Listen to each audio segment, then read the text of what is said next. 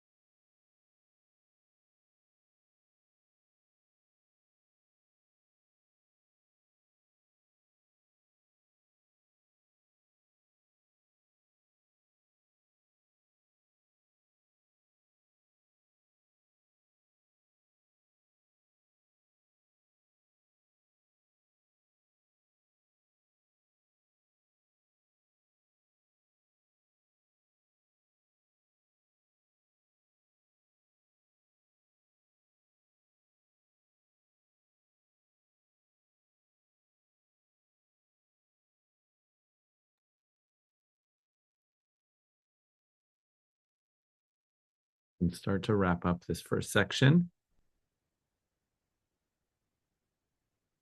I know this is probably not enough time, but I'm going to move us along because we have a lot to do in 60 minutes, and there's always you've more time this year, right? The next week and a half, 2 weeks to continue to do this work. But I want us to move to the second section, which is to analyze, to look at all of the wins and the challenges, and to say, what was the flow of the year like? When did I have energy? Like, observe some of the trends and patterns that came up this year. There's a couple questions to guide you. I'm going to put 17 minutes up so that we can answer some of those minutes. I invite you to keep going. If you just joined us, again, we're at caveday.org/yearly, and we're starting the second section, which is to analyze last year. All right, 3, 2, 1.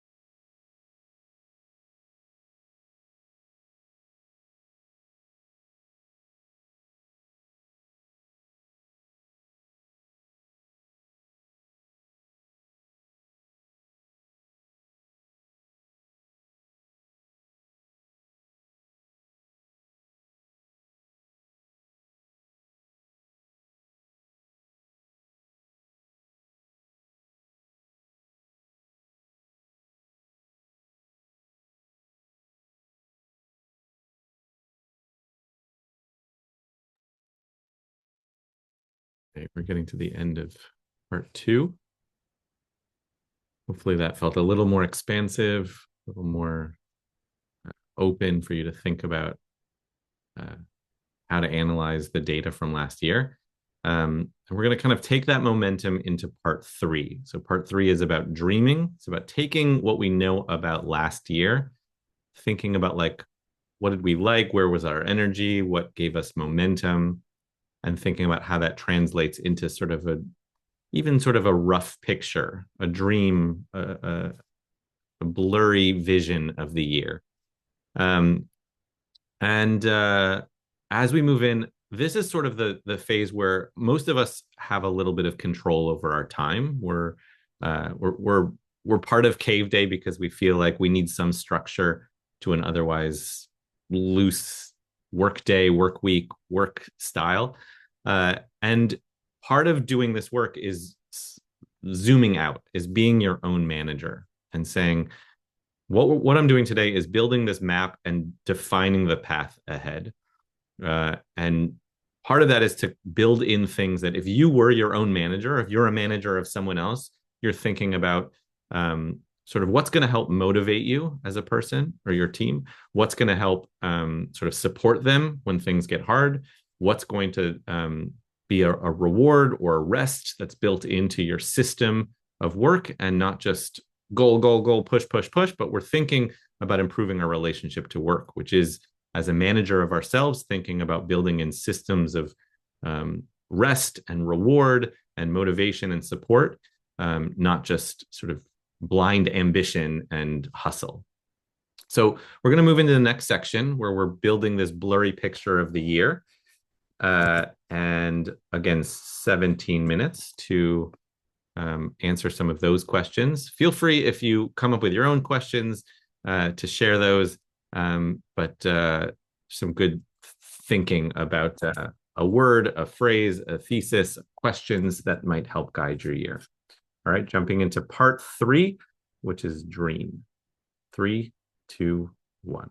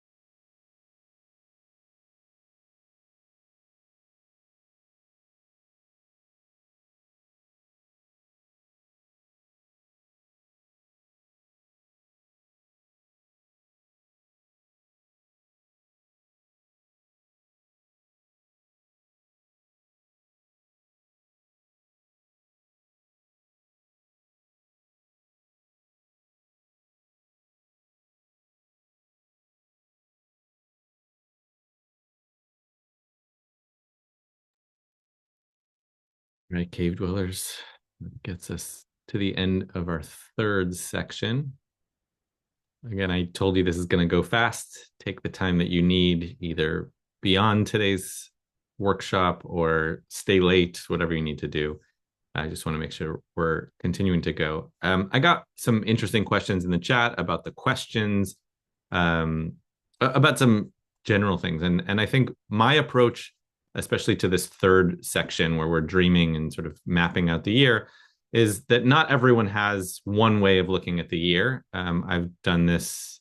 I've led this workshop for the last, I think, 7 or 8 years for Caveday members, and what I've seen is that some people, it makes a lot of sense to have one word that, 2025 is my year of focus or my year of growth or something.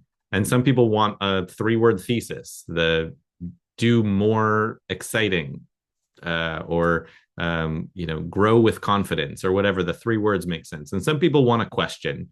Some people want to say, how can I be a present parent and push my career forward? What's a question that might create this layered answer that requires a whole year of looking for different answers and ways of sort of layering answers in looking to respond to that question. So there's different ways of looking at your year. I'm not suggesting that all of them are right. What we're going to do in this next section is to sort of summarize. There's a Google form there for you to fill out, and that will automatically, I believe it'll automatically respond to you with your answer. So you'll get sort of all of the answers you're going to give. And what's kind of magical that I've baked into this is that I'm also going to use your answers to follow up with you.